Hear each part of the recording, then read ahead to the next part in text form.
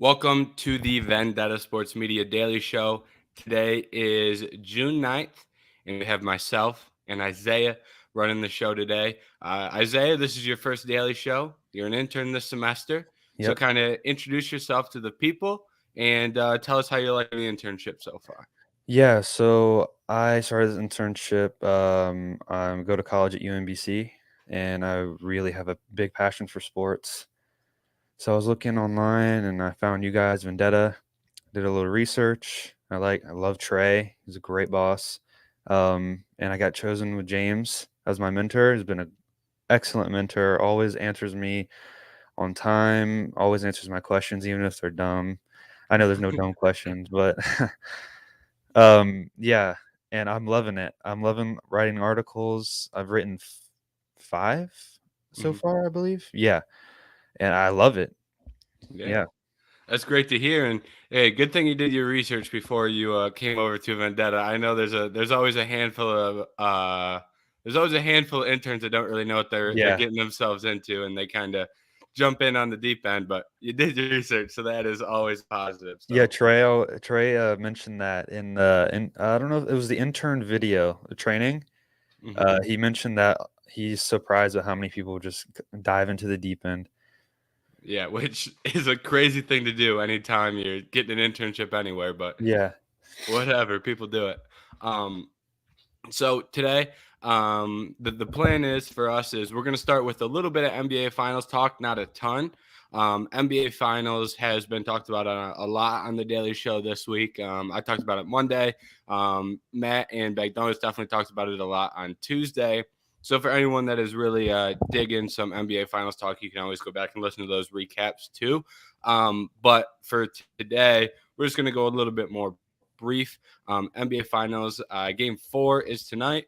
We've got the Nuggets up 2-1. Obviously, we are. Oh, Are no, you from Detroit? no, I'm not from Detroit, but I am from Michigan. Big Oh, okay. Detroit sports fan. So, Well, I love this hat, but I'm also repping this. oh yeah, You know I yeah. got a rep. Are you an Ohio State fan? Yeah, I am. Oh no, oh no. Oh, I'm no. gonna form an intern trade. I'm mentoring someone new. No. All right. Anyways, no, didn't force him to wear the hat, but it's always No, appreciated no. the Michigan representation. But NBA Finals tonight. Heat badly need a win here. They're at Yes. home before they go back to Denver. So I guess just kind of looking at this game, what are you looking at for game 4? And do you have a lean either way as to which team you like tonight? I really like the Nuggets. I just don't know. Jimmy Butler absolutely needs to carry the team on his back. Like, it's not even funny. Like, Nikola Jokic is over here putting up what the first 30, 20, 10 ever in a finals, and he's a center. I just don't think that the Heat have the talent. They have the heart. They don't have the talent to beat the Nuggets, especially with Jamal Murray. Um, and the Nuggets have a great bench. They have great depth. The Heat don't have that. They really heavily rely on Jimmy Butler. And is Tyler Hero back?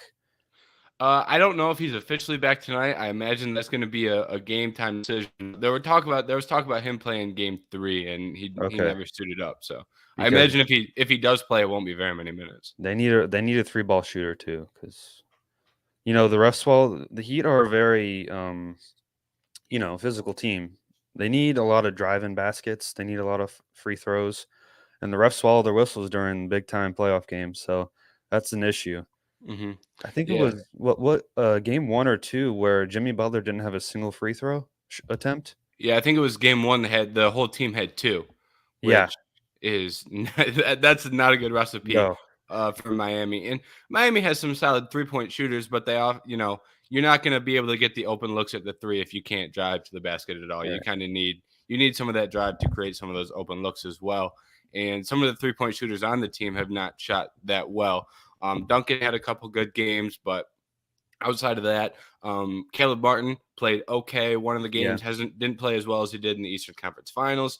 Strus got hot for about a 10-minute stretch, but overall he hasn't shot the ball incredibly well. So they have some guys who aren't terrible 3-point shooters, but a Yeah. lot of those guys have not, played to their full potential in the finals so far. So, And Bam, I mean, he's a great player, but he just doesn't have the skill set to defend a guy like Nikola Jokic. hmm yeah, So, Hannah's a big Miami fan, and I like the way he worded it, where it's like Bam won't shut down Jokic, but he'll make him work, and it's he'll make like him work. Yeah. that's more than a lot of guys can do against Jokic. So credit to him for that. But for Miami, they've had to rely on Bam so much in terms Yeah. of like trying to create some offense, and trying to even create offense. He's been their centerpiece defensively, and it's like you said. As much as Jimmy Butler, I know he's playing on a little bit of a bum ankle. I don't know how bad that ankle is. I'm not sure that we'll ever know the full extent to how injured he actually is. But like you said, you need your star player in the finals to really show up. And not to say he's played bad, but he needs to have, I think, at least one takeover game like he He did does. really early in the playoffs where he goes for 30 or 40. One takeover game would help this Miami Heat team a Yeah. ton, whether that's steal one game. If that's tonight, then it's 2-2, which is not bad for Miami, being 2-2, 4 games in. But whether it's tonight, next week, regardless of when it is, he needs one big game where he's the best player on the court, Yes. or maybe even just a second player behind Jokic. So I'm Because with you on that. Jokic he's always going to put up 25 plus. He's going to give you at least 5 plus assists, at least I don't know 8 rebounds, Mhm. and Jamal Murray is going to give you 20 plus points. So you need Jimmy Butler to maybe even put up 50 to win this game. Mhm. And the other thing I'll add, the Nuggets also have not got a ton of production from Michael Porter Jr. as Mhm. well, which Michael Porter Jr., I've said one thing that I've been consistent on this whole playoffs is that when Michael Porter Jr. plays well, the Nuggets are very hard to beat, especially when he's shooting the ball well, just because they get him open looks. And when he hits them, and Murray and Jokic are playing as well as they play, Yeah. they become an incredibly difficult team to beat. So that really hasn't been the case through 3 games, but if that becomes the case for Denver, then they will take control of this series. But this Miami Heat team, I've personally slept on them the whole playoffs. I don't think I picked them to win a single series. Yeah, I think everyone did. Yeah. So I think they can maybe win another game or 2 more games here before. I'm not sure if it's tonight, but I think they win at least one more, maybe 2 more even, Yeah. and make this a series just because they aren't going to quit, and they're going to play well a couple games to at least steal some and make this a close series. Oh, yeah. Are they in Denver or Miami tonight? They're in Miami tonight, Okay. and then they're going back to Denver for Game 5 Okay. Yeah, they need to win tonight. I would badly say. Yeah.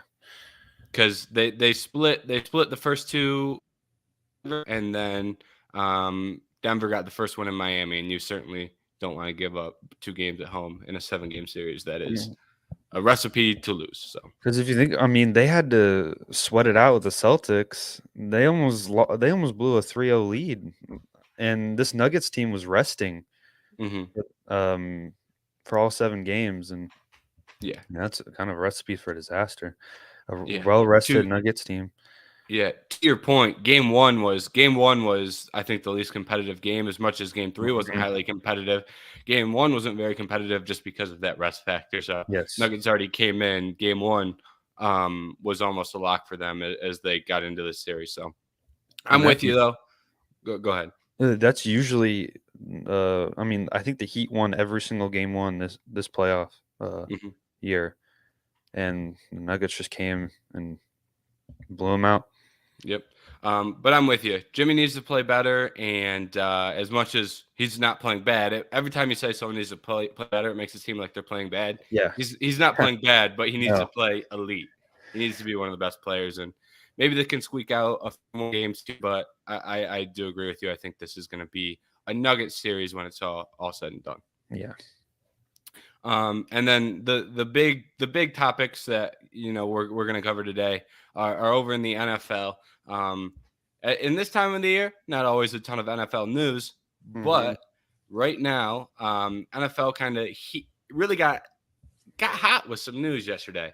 And the lead piece of news was Delvin Cook getting released. The initial report was that they were going to release him if they could not find a trade partner.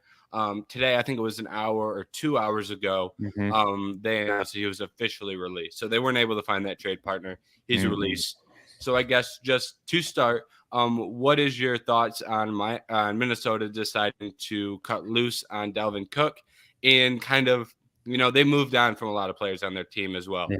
Thielen in the past, they let some guys walk. So what is your take on them letting go of Cook and kind of their stripping of salary at this point in the season? I mean, I understand, but it's so strange to me. I mean, I get it. He's 28, but I have some stats. He has 5,024 yards and 43 touchdowns since 2019. And I know they need to pay Justin Jefferson whatever he wants. I get that. And they already signed they signed a massive I think 1 year deal with Kirk Cousins, $35 million. So I get it. Dalvin Cook is aging. He's 28, but he's still an extremely efficient, not only just a rushing back, but a receiving back.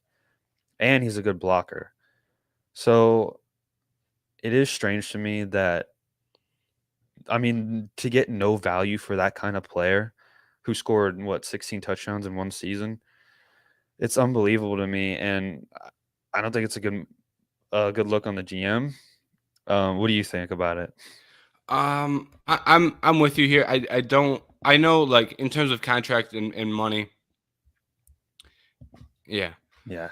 Um yeah, and they didn't, even in the draft, they tried to replace Thielen with Jordan Addison, but it's like Mhm. you can't replace all three of those guys.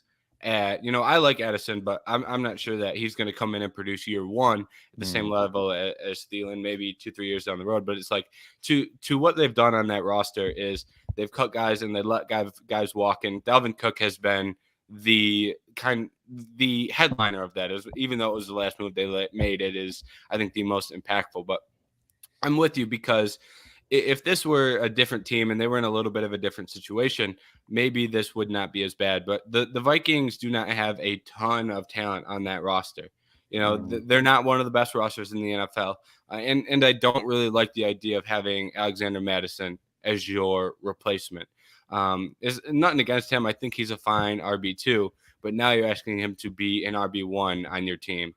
Right. And it maybe if you had someone like, not saying the Browns should cut Nick Chubb, obviously, but if you're looking at a roster, Kareem Hunt is a solid backup Mhm. running back. Right. You don't have a Kareem Hunt level second running back on your roster. So I think that is one of my other issues with that is that now you're having Alexander Madison become your lead back. And what happens if he gets hurt? What happens if Madison gets hurt? Because the running back room outside of that, they have Ty Chandler. They drafted a guy in the 7th round this year. It's like outside of that running back room is not stacked to really replace the production of Dalvin Cook, whether it be Madison or whether it be the group as a whole. Right. Well, let me try to defend the Vikings a little Yeah. bit. Mm-hmm. So I looked at his efficiency numbers, Dalvin Cook. He dipped noticeably in 2022. He led the NFL with 62 carries that either lost or did not gain a yard, and only 34.5% of his carries gained a positive total of yards over expectation. The second lowest rate among running backs with at least 200 carries. So maybe they're looking at it like, yeah, we got to give Justin Jefferson super max. I mean, that's not a thing in the NFL, but like whatever that guy wants, he might go for 2,000 yards next season. Who Mm-hmm. knows? And they're looking at it and they're like, okay, we got to get some cap room. We don't have the best roster. Maybe save some cap room. Maybe next year we can. I mean, I don't know if they're gonna. You think they're gonna make a playoff push? I don't think so. Yes, Isaiah. Yes, Isaiah had stats ready. I have Had stats stats ready. ready. But to your question about a playoff push, maybe I would say no. I'd say no. I don't think No. they're the best team in the NFC North. But with that being said, there was potential. Like if you force me to say yes or no if they were in the playoffs, I'd say no. But with that being, Hmm. especially after the guys they've cut, I don't think they win the NFC North, but I do think they would have at least had a chance. Yeah. In the NFL. For example, we'll use the Lions, who I think the Lions win the North this year. Possibly a little bit biased because I am a Lions fan, but Are we overrating the Lions a little bit? I will say that is possible just because they got off to a hot start last year, or they got off to a slow start, got real hot at the end of the year. So it's like if they don't, I feel like the Lions could be in a scenario where you're now the favorite, right? You're now the team Mhm. that's expected to win. Last year they weren't the team that's expected to win, and maybe they show up, maybe they don't. But regardless, that's the type of question where it's like, if Jared Goff gets hurt, that team is done, or maybe Mhm. the Lions just underperform as a whole, and when that's the team that you're looking at in your division is the favorite, I think they're the betting favorite to win that division. I'm not sure that now is the time to move off a bunch of pieces on your roster because you Okay. can find Yeah. yourself in the playoffs. I see where you're coming from, but like you said, the playoff push, there's no way. How many like one possession games did they win last year? It was create like 11 or something. And they had a lot of comebacks and they had a negative point differential. Yeah, there's no way they're doing that again. So I see Yeah. where you're coming from. And the Packers, unproven Jordan Love. The whole NFC North is unproven right now. Hmm. Um, yeah, so about the Lions, I don't know because Dan Campbell is kind of an underdog mentality, coach. And now, the media is like, okay, the Lions, the Lions, the Lions, win the North.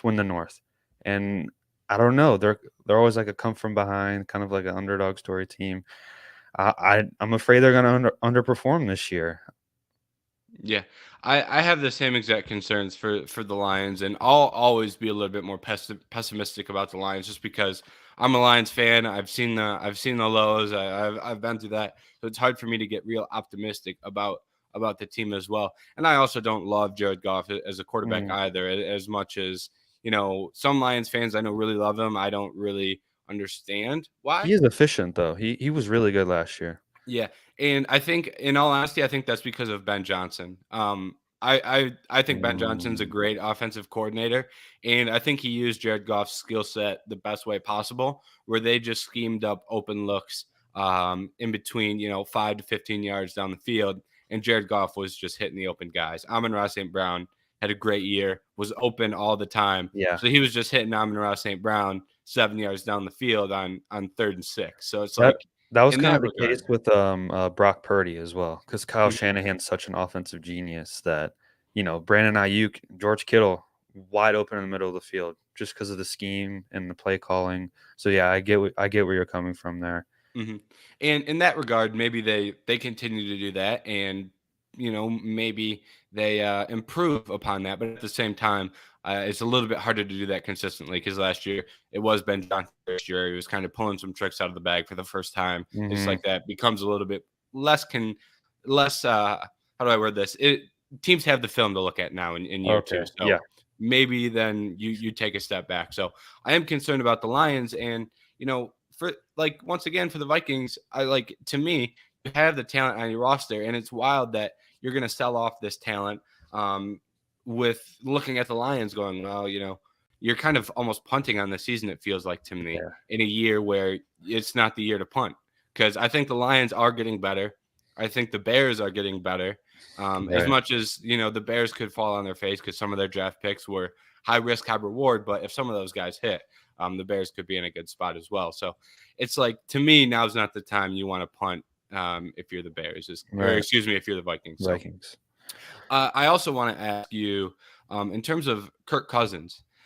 Kirk Cousins, I believe I'm almost positive, but he's on an expiring deal, Yeah, he's on a and one-year deal. he's on an expiring deal, and he's Yeah. got 25 million in cap hit next year for a year where he's not even on the books. So with kind of the financial situation of the Vikings, needing a quarterback and having to re-sign Justin Jefferson, what do you think the future looks like for them in terms of do they re-sign Kirk Cousins? Do they possibly move on? What do you think that situation holds in the future? Obviously, it's hard to tell, so maybe not. What do you think they do, or maybe it's what do you think they should do? Either way, you want to approach that. See, Kirk Cousins is he probably is the best agent in the NFL because I don't know how he keeps getting these massive deals. What is he like 34 now or something? He's up there. Yeah, he's up there. I don't really. It's tough. Um, I'm like drawing a blank right now. He is 34. You hit the nail on the head. Yeah, 34.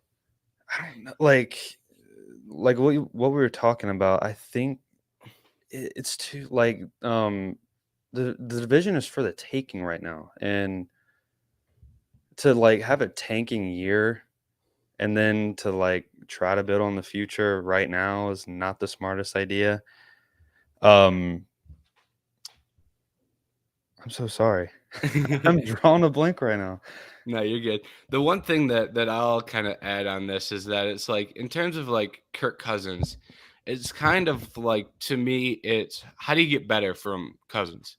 It's like I don't think he's obviously an elite quarterback in the NFL, but it's how do you get better? And you're looking at the Raiders who were asking the same question with Derek Carr, and they ended up falling on Jimmy Garoppolo. Hmm, So it's like if you don't want to keep Kirk Cousins, how do you get better? How do you find a quarterback that's better than Kirk Cousins? Your only real options are you're probably not going to pick one up in free agency that's better than no, Kirk Cousins. you're gonna have to tank to Yeah, get maybe Caleb. I mean, they're not gonna tank that bad. They have more talent and to get Caleb Williams in the next draft. But I mean, what are your other options? I mean, I don't even know who's out there right now. yeah. Like you especially whether it's this offseason or next offseason, I don't see enough movement at the quarterback position, and I don't see any quarterback, that possibly wants to move rosters. We've seen, obviously this offseason it was Aaron Rodgers, but Yeah. at what point is it, oh, any quarterback that's moving teams is going to step up and say, well, I want to go to Minnesota. And it's Maybe like, maybe you look at Trey Lance. Maybe even that could then, be that's a a good risk option. as well. Yeah, and he's unproven. Kellen Mond. I, um, for since you are Unfortunately, no. since you are a little bit new, there's been a lot of Kellen Mond. Kellen Mond is Yeah. basically a running joke at Vendetta Oh, okay. because he was supposed to be the replacement. They Yeah. drafted Kellen Mond. He was supposed to be the replacement. Kellen Mond was not the guy you wanted to be the No. replacement. That was a bad pick, and it did not work out as most people probably could have expected. But I mean, yeah, so maybe Trey Lance. I mean, I think are they still fielding calls about him? I'm interested to see what the 49ers do this year.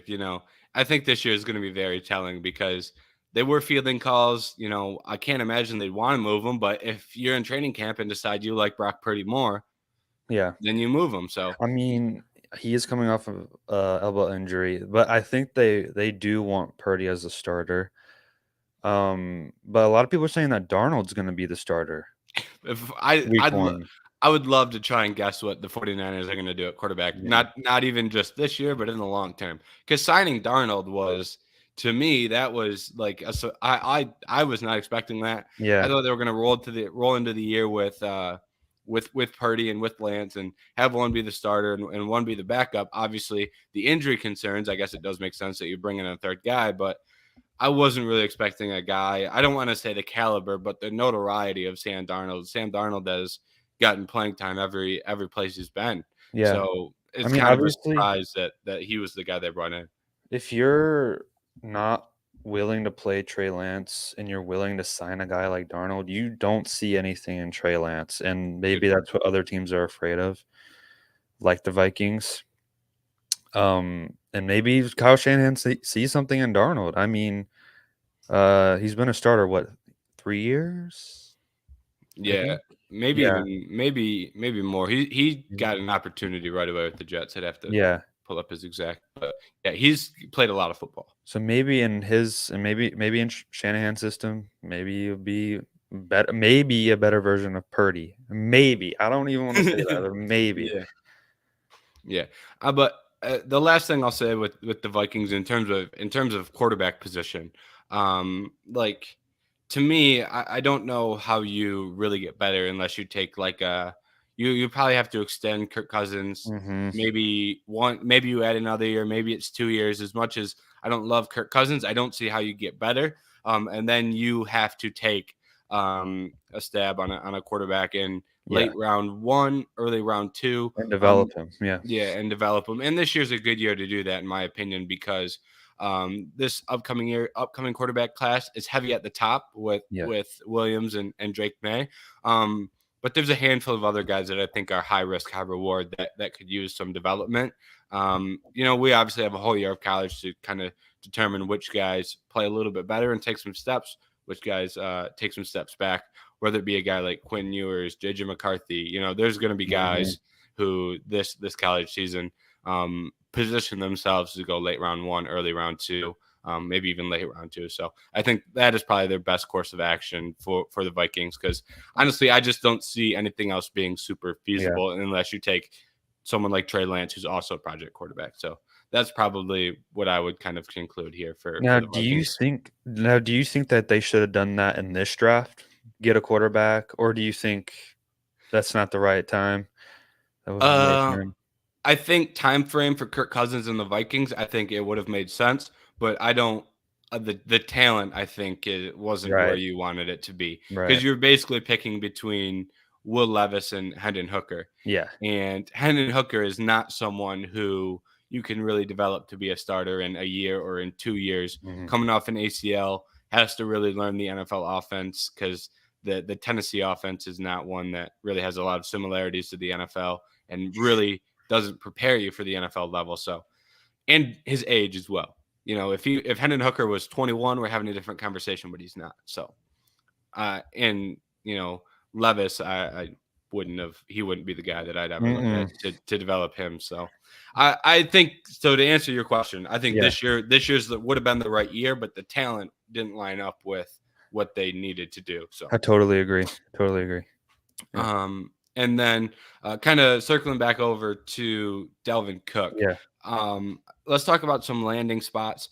I think the obvious one is Miami. Yeah. A little, behind the scenes stuff for people watching. Julian did a Delvin Cook destinations post, and before he did it, he sent in the NFL Slack chat, "Hey, should I even bother doing this? We all know he's going to Miami." Yeah, I saw that. So, and still a good post. So go check that out on the site, Vendetta Yeah. Sports Media. But that's kind of what it feels like right now. Is it just feels like Miami, can use a guy like Dalvin Cook, and they have some backups behind him, whether it be Mostert or Jeff Wilson if he gets hurt. And he's from Miami, the Miami area, went to school in Florida State. Do you think that Miami is the spot we see Dalvin Cook plays football at next year? Yeah, well, what kinda confused me was Mike McDaniel's comments on it, um, about being born yesterday. Like, he obviously knows he's on the market. He knows that there's been rumors about it, about him coming to Miami. But he was talking about, like, how his guys are having a great camp and they're building off each other, building relationships. I mean, it doesn't seem like there's, like, I mean, maybe he's trying to hide it, but it doesn't seem like there's a lot of urgency, just in my opinion. Hmm. But I know that, they have a really good running back coach. I forget his name. I think maybe Dalvin Cook worked with him before. Um, m but yeah, I don't know. What do you think? I think that's probably the move. I think McDaniel's just He's playing just playing hardball. games? Yeah, I think he's Okay. just playing games, because I think that's the type of guy he is. Even Yeah. even in the end of that quote, when he's like, "Our rookies are having a good training camp for rookies, or mini camp. They're having a good camp for rookies. They're making mistakes and they're learning from them." And it's like, all Right. right. Alright. Um, and so Obviously. I think he's just playing the game there. Okay. Um, I think it makes sense, right? I think that Dalvin Cook in that offense, because they like that offense is very good and they like running the ball. Yes. They didn't go out there and grab Mostert and Jeff Wilson for no reason. Obviously, they have ties to McDaniel in San Francisco as well. But I think that type of offense, you need a handful of running backs, and Oh, yeah. I think getting a guy like Dalvin Cook at this stage in his career, I don't think Dalvin Cook is gonna, have an absurd amount of carries and get 1,700 yards. But I think they're gonna give him 10, 15 touches a game and let guys like Jeff Wilson and let guys like Raheem Mostert take some carries as well. Mostert also has struggled with injury as well. So I think you're just putting a couple guys in there together that all have talent, that all kind of struggle with injury a little bit, Yeah. obviously varying for each guy to kind of remove the load off them. So I think that's probably the best way for them to get a good collection of talent. And they're probably also not paying them that much. Like I'm really interested to see how much, that contract looks like. Now For they would have to pick it up, wouldn't they? oh, they have to. I you have to. I didn't know that. I thought he would be. His contract is through 2025, I believe. He signed a 5-year, $63 million contract Oh, I didn't in know they'd have to. 2020. I didn't know they would have to pick up his contract. He's also not. I don't know how much he's getting paid either, but I thought they would just be able to sign him off the market. But either way, I think from a player personnel fit, I think it makes a lot of sense. Maybe if they have to pay him a little bit much, then you start to get a little bit more concerned. But I think player personnel, it makes a lot of sense. Yeah. Also, I mean, like I said before, he is a very underrated receiving back, and blocking back. I mean, Tua, you know, they love speed in Miami. But just a good, reliable check down guy on some of those, maybe 3rd and 7s is. I mean, Dalvin Cook is a great asset to have. I mean, you saw in the Colts game, when they made that historic comeback, they were down like 35 or something, 35 nothing or something. I mean, he was taking screens like 80 yards, like every like 5 plays. I mean, he's an amazing back. Mhm. And I also want to talk about some more landing spots for him. Yeah. What do you think about the Bills? See, that'd be like I like it because they throw the ball a lot, and adding a good receiving back, I think, is very that'd really help that offense. So I like that. The interesting part is that they kind of have his brother playing that role. Yeah, Like James. like Yeah, James is kind of like the guy that they I don't want to say they're the same player because they're not, but like they're but he's both kind like of he's kind of a dog. James is good too. Yeah, So it's like I like James, and he's a good back. He can be that receiving back out of the backfield, but so that would be my only hesitancy because it almost feels like if you bring in Dalvin, you're kind of having to lower his brother's role. So I think Dalvin, yeah. He may wouldn't want that. Yeah, he may be like, I don't want I don't want to screw my brother over yeah. here. At the But same time, he may say I want to play with him. the So Bills haven't had a 1,000-yard rusher since, I think, LaShawn McCoy in 2017. they also don't like passing the ball, or they also don't like running They the ball, don't. so that doesn't help them either. So, And but they also yeah, need talent as well because they're running through like Devin Singletary, some other yeah. guys. Not that those guys are awful, awful players, but you don't look at those guys and go, "Oh, that's a 1,000-yard rusher," I especially mean, with limited rushing opportunity. Josh Allen puts up 700 yards a season rushing. Fair point. He's their running back. He's And gonna he get gets into like, 1,000.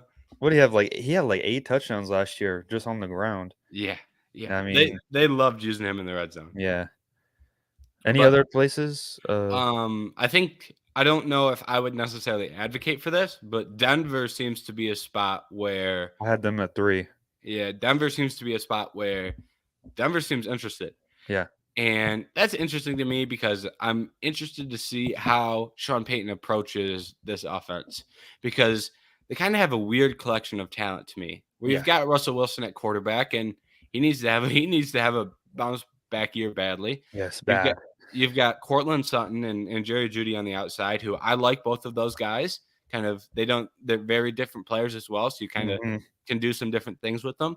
So this offense has a handful of like really interesting pieces, and I'm wondering how they would incorporate Dalvin Cook into that. And I wonder how many touches they would get him. And also, last thing I'll say on the Yeah. Broncos, I like Javonte Williams.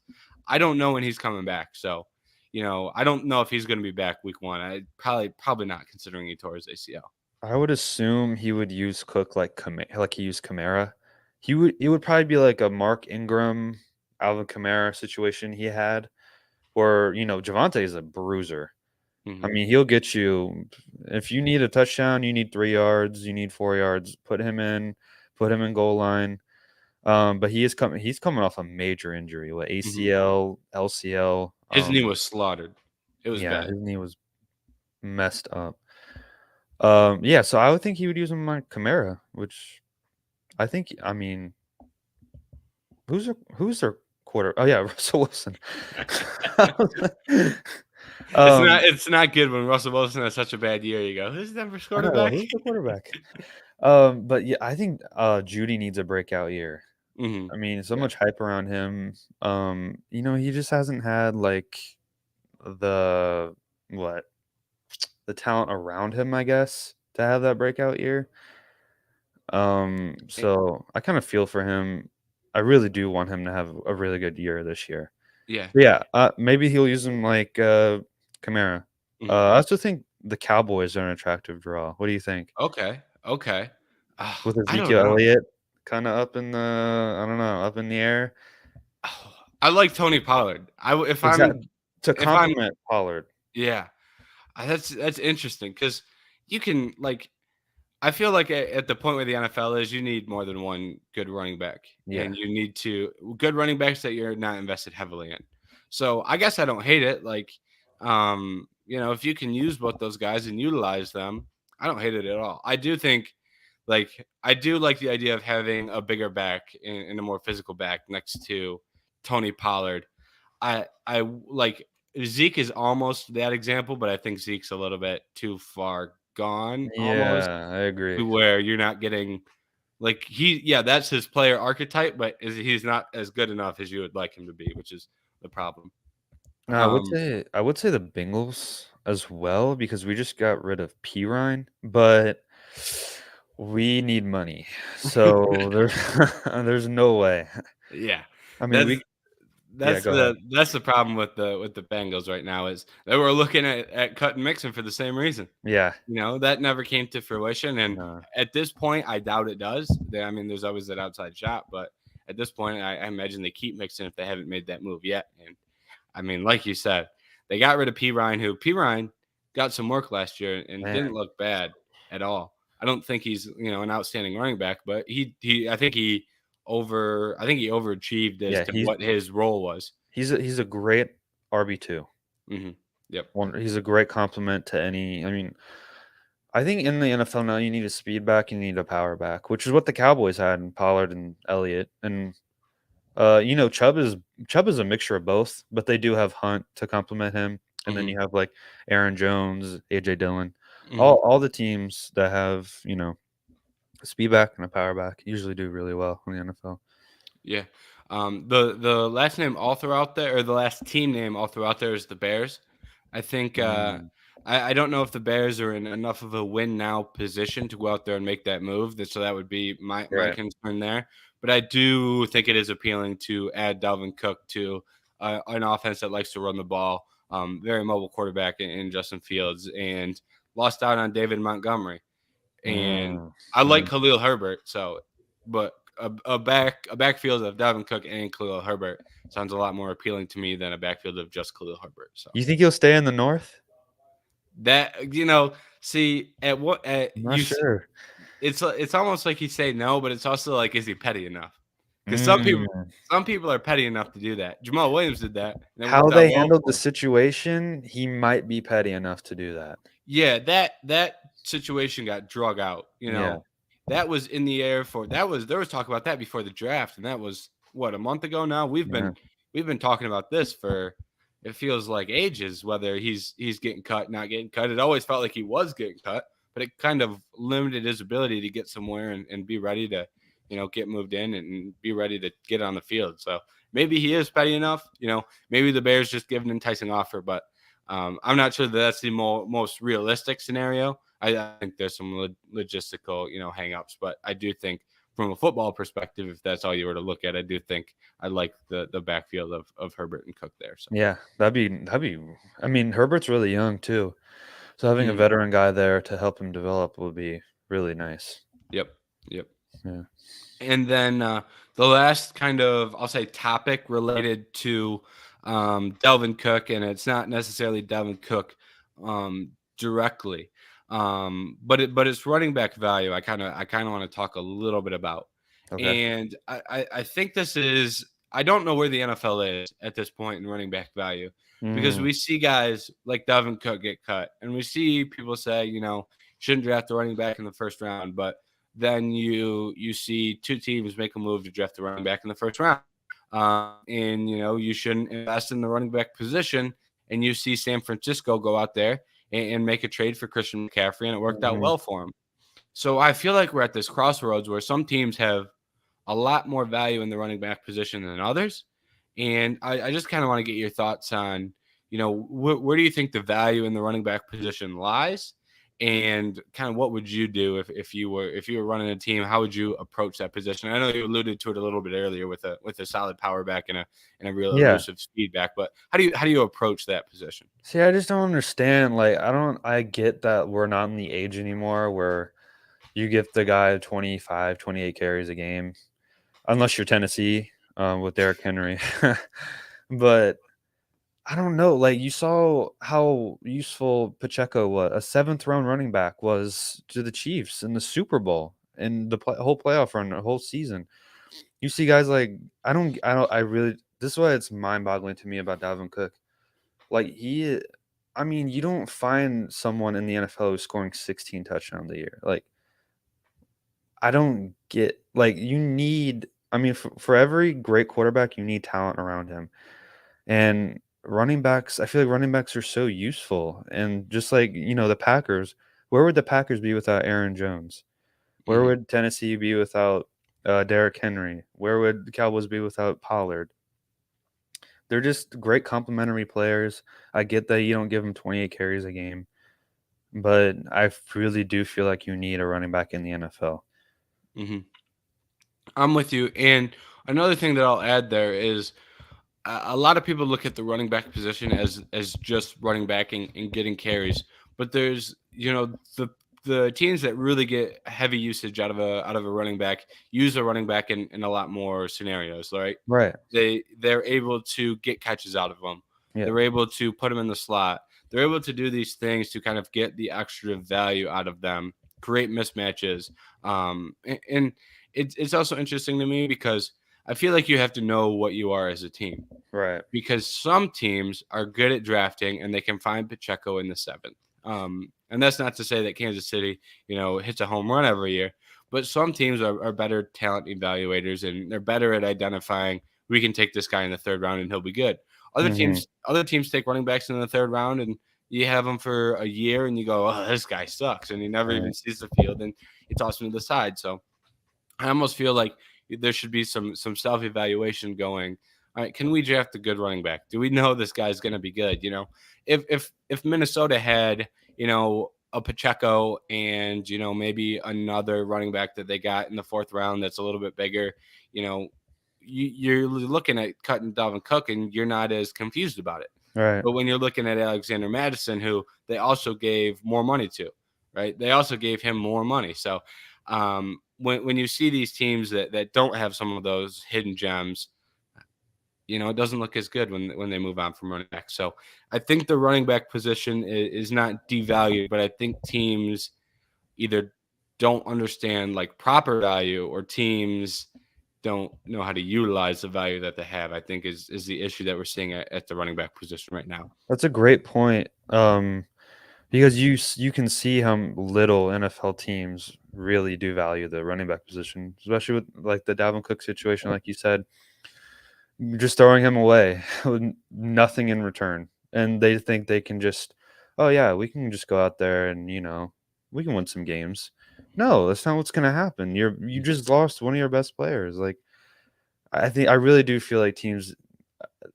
I don't know where it started. Maybe with the new generation of Josh Allen, Joe Burrow, Patrick Mahomes, where they just chuck it up 50 times a game and you can just use them to win, and that's all you need. So Mhm.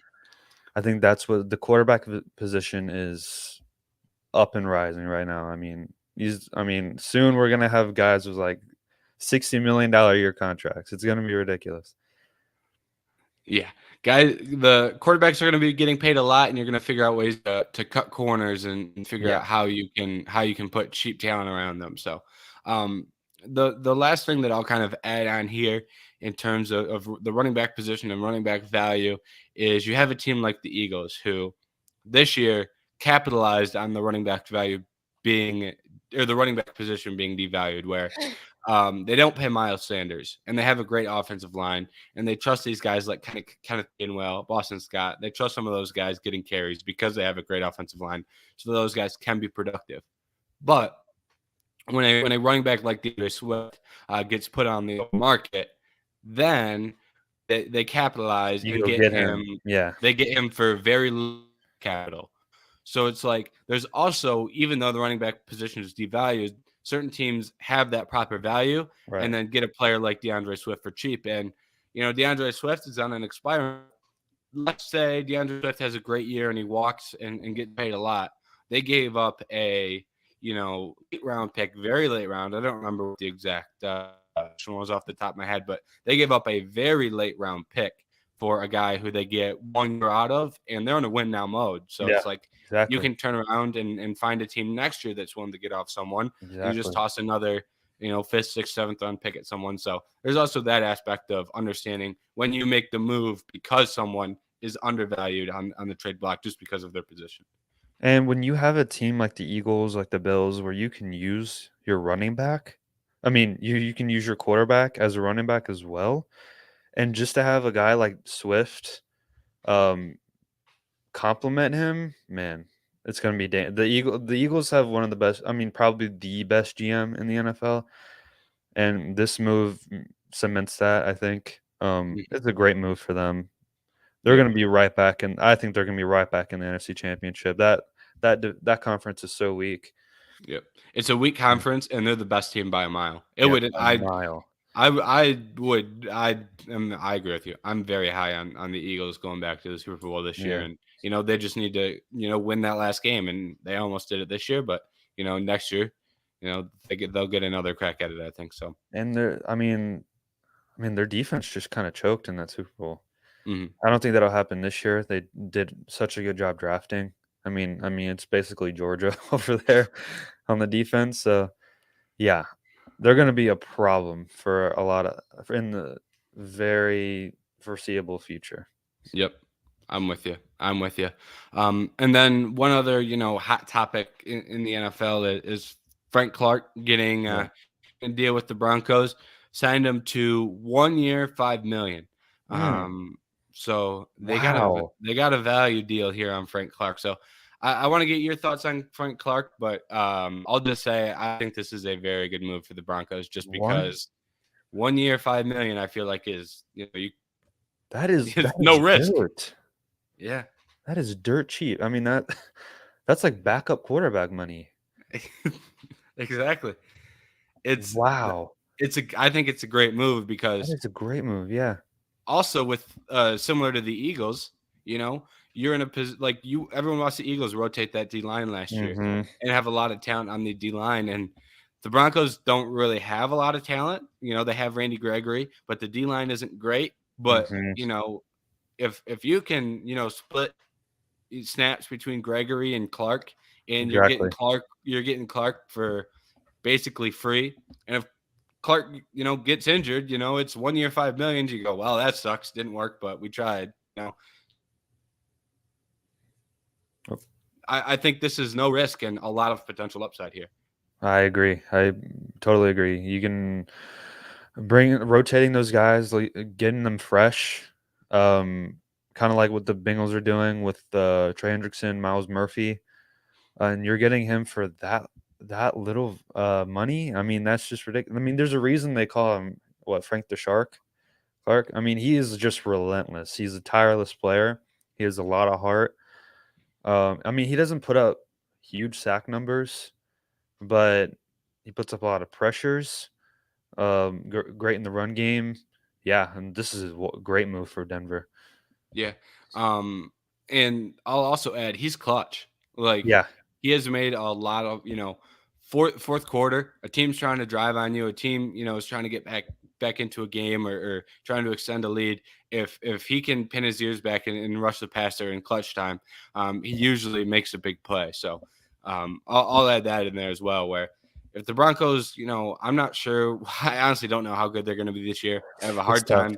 Yeah, It's a hard team to call, but I do know that adding Frank Clark on dirt cheap money is only going to help them and only going to help them in close games specifically when they need someone to rush the passer. So I love this move. So that's kind of why I wanted to bring it up, because I thought this was a It's a great move great. for the Broncos. I mean, I'm still mind blown by $5 million. I mean, you don't even hear that type of money going around the NFL anymore. Mm-hmm. Everyone's so expensive nowadays. Yeah. That's And unbelievable. you don't have to play with the cap either. That's the other problem is now sometimes you sign Right. guys for cheap, but you're getting screwed by the cap in years, 2, 3, 4 of that deal. But Hmm. this isn't one of those deals. So, I mean, credit to the Broncos. And, we talked a little bit about the Broncos today, but looks like Sean Payton is making moves or Yeah. attempting to make them. So credit to him. I mean, you can see where he's at, see where your team is going. You can re-sign him if you want, but you can just let him go if not, and Yeah. then you just rebuild. Mm-hmm. Yeah. Possibly even a trade deadline piece. Yeah. If Exactly. if you Get some if value.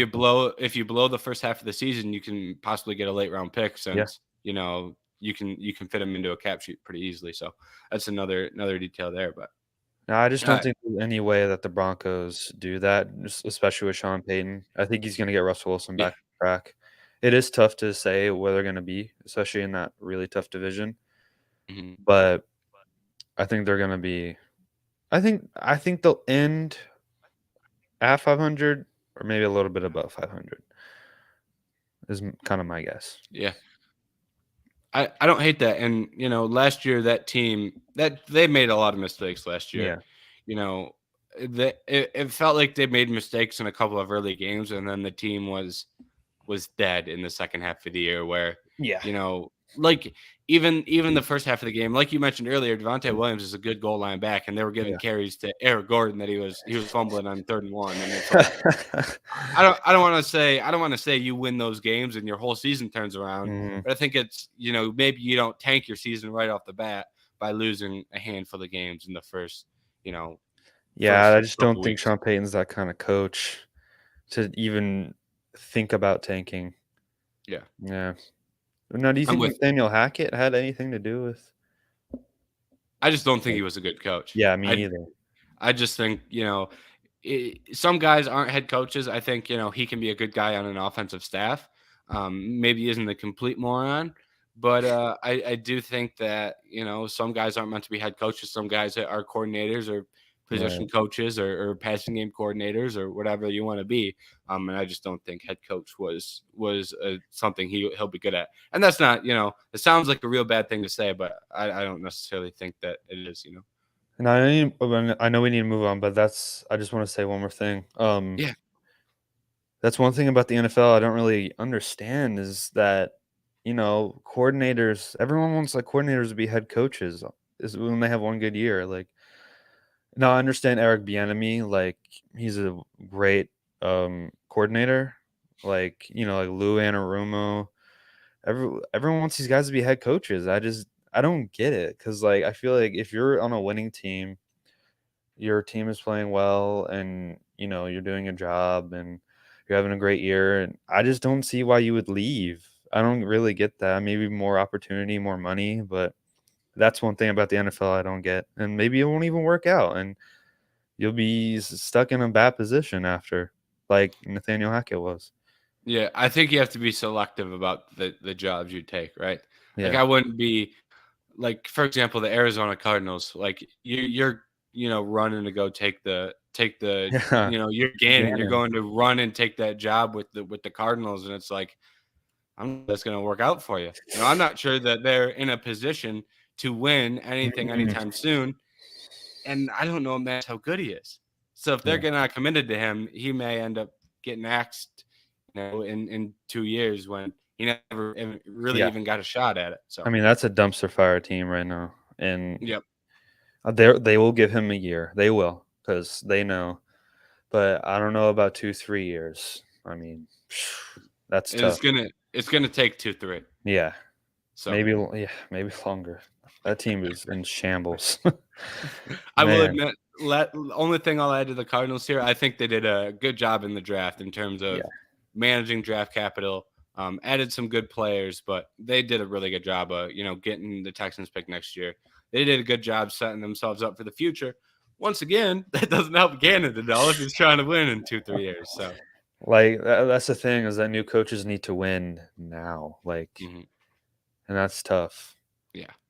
So, um, last thing to touch on before we get out of here is your Reds, and your Yes. Reds have been in the news lately, and for good reason. They've got Ellie De La Cruz in the bigs. I believe he was number four on the top prospects Number list. 4, number 1 on Uh, ESPN. and- Yeah. yeah, and he has come to the show and he's made an impact. He's done well. Not only has he's been plastered all over the social medias. Yeah. He's hit some balls hard. He's quick on the base pads. Just tell me what you like from Ali De La Cruz so far, and what impact he's made on this Reds team in a very short stint. I mean, when he came into the stadium, and he ran onto the field, it was just a different feeling. Like if like the future is so bright in Cincinnati, it felt like when, Joe Burrow came on the field almost. Like for the first time. It's so exciting. I mean, this dude he's incredible. I mean, 5-tool player, he's 6'5", he's only 21 years old, and his first series in the MLB was against one of the best teams in the league. Elite Mhm. pitching. He had to face Noah Syndergaard. His first or second game? His first game, he had to face Noah Syndergaard, and then he had to face Clayton Kershaw. Oh wait, no, sorry. What was his first game? I don't know if it was Syndergaard, but Either way, he's up there playing against the I mean, the Dodgers, and Dodgers, like the exactly. the Reds were winning games too. Yeah, I As a mean, team, it added a whole another volt of energy. It felt like. that's why I think they called him out because they already got McLean up there. They called up Will Benson. Who else? Jose Barrero. I mean, they're calling up guys left and right because they know. I think they want to make a push. I really do. Let me read you some stats about Ellie De La Cruz real Yep. quick. So Yep. through three games, he had a home run that went almost 460 feet. Killed it. He killed that ball. 115-mile-per-hour exit velocity. He's had 2 doubles, 2 walks, 3 runs, and a triple. That's another thing is that he's showing great plate discipline. He's not swinging at balls that I think last year he struck out a bunch of times on this like low slider at his knees. Wasn't falling for that. He's also like as fast as like Trey Turner, which is unbelievable because he's 6'5". He goes from home to third. He went from home to third in 10.83 seconds. And he has a 30.4 feet per second sprint speed, which is only slower than Bobby Witt Jr., the fastest player in the MLB, I think, who's at 30.5. Yeah. So he's ridiculous. It's crazy what he's done. And to your point, this Reds team is only 5 games out of first place in the NL Central, and this Brewers team in first place. Nothing against the Brewers, but that's not a team where you look at and start shaking in your boots like you can't catch. It's Right. like Or the their team Pirates. that, yeah, Pirates as well, even who are in second and are 1 game back. That team is even less intimidating as Yeah. much as they've been hot. But the Reds coming into this year, people were not very high on No the Reds, and expectations. there are no expectations. And sitting at 29 and 34 is not the best record in the MLB. But if they're over and their win total at this point in the season, nobody was expecting it to be anywhere near 29. Now Sub 20. the problem with the Reds is that the NL Central is very weak. So if they stay in third, if they stay in second, they might not get a wild card spot just because their division is weak. So they really do need to make a push for first.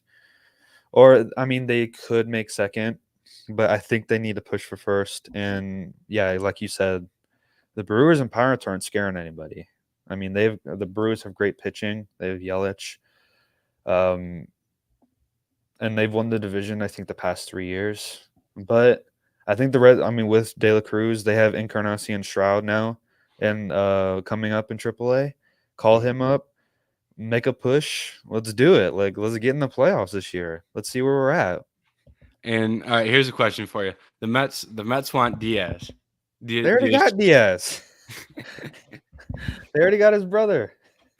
You don't want to give him the other brother? Nah. that, Let him stay. that's probably a price thing. You might be able to catch the Mets overpaying at this point with where they're at, but if you can't catch them overpaying, I'm not sure there's any reason to make the move. But you might get them desperate. If you get them desperate, Man. they may make a mistake in a trade package. Now that's the thing about the Reds that scares me a lot is that I mean, it's just notorious that we always trade away our best players. Mm-hmm. But when De La Cruz ran on the field, it just felt different. It's like we're smart. It feels like we're smarter now. Almost like it's so eerie because it's so similar to the Bengals. How this young talent is coming in, like just all of a sudden, just breaking out players. And I don't know, it's just really excited. It feels different. I feel like we're in for the long run here. We just signed Hunter Green to a 6-year deal. Having a really good year as well. Yeah, having a really good year. Nick Lodolo, he's hurt right now, but he's a really good player.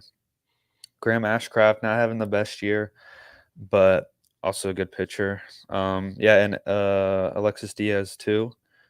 Great closer. Hopefully we don't trade him. We probably will, but yeah, the future is bright in Cincinnati right now, and I'm very happy. Yeah, that's what I was gonna say as well. You know, maybe it's not this year. Maybe it's not this year. Maybe you don't Right. make the push this year. But next year, some of these guys play well throughout this year. And next year you can kind of start off at a solid point. Yep. Where you don't have as much of a hill to climb, and you have the talent on the roster from day one, as well. So. And hopefully Joey Votto's back. Maybe. Hopefully. Yep. Even though he's older. Yeah. So I think overall the future is bright as well for the Reds. So yes, as a Detroit Tigers fan, I am envious. I got excited for I think a week, maybe 2 weeks. We were itching up on the Twins for a one spot. Riley Green gets hurt, and then we can't win a baseball game. God, the Tigers, man. I just feel for you. We were getting no hit in the 7th. All of these other teams have these cool prospects, and we have one of the worst farm systems after 8 years of rebuilding. It's tough being a Tigers fan. It's tough. It's tough being a Tigers fan, but I'm happy for you. At least the Reds are pulling through here. I'm sorry. Thank you for that. I'm sorry. Hey, I expected at this point. My expectations for the Tigers are at the floor, and somehow they've not exceeded that, which is crazy considering I have none. But regardless, 8 years of rebuilding. That's so funny, man. But Isaiah, we're at an hour, so yeah, we'll go ahead and close the show here. But first appearance on the Daily Show for you. I feel like it went well. We covered. I hope so. I hope everyone enjoyed it, and I hope I did okay. Yeah, I was nervous. No, you're good. You did great. We got a lot of NFL talk and sprinkled in some NBA at the beginning and some MLB at the end. So yeah, looks good for the Daily Show today. It's the weekend. Today's Friday, so Daily Show will not be back until Monday. Until then, you can go ahead and check out vendettasportsmedia.com. Articles as well on there. A lot more videos on the YouTube as well. Myself published a UFC film study. Jackson Law has been publishing some NBA videos. As always, we have FIFA content from Trey as well. So right now there's a good chunk of content that people can scroll through if they need a Vendetta Sports Media fix over the weekend. But like I said, Daily Show will be back on Monday. But in terms of Friday, myself and Isaiah are out. Catch you later. See you guys.